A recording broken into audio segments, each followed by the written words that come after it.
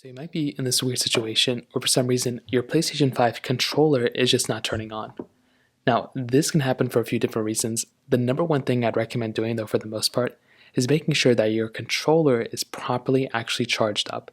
There could be lots of reasons why this ends up happening, but if your controller is not powered on or if it's not charged up, that can be the number one reason, the number one problem that you end up running into this issue. So just go through, make sure your particular controller is charged up. You can go in the back of your particular controller, plug in it via USB-C cable right here. Just make sure it's plugged in and charged up. That's the first thing I'd recommend doing.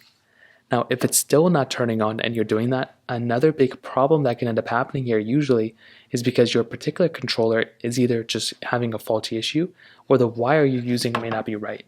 So if you're using that USB Type-C cable like this one, what you want to do is make sure this cable is actually properly working.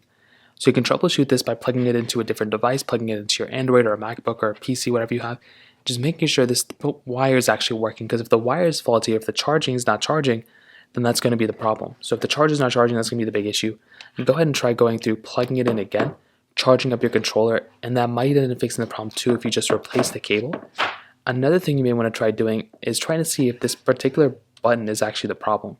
Sometimes your PlayStation button may be the issue. You may want to try clicking some other buttons here and there, try holding down a button to make your controller, actually charge and power on.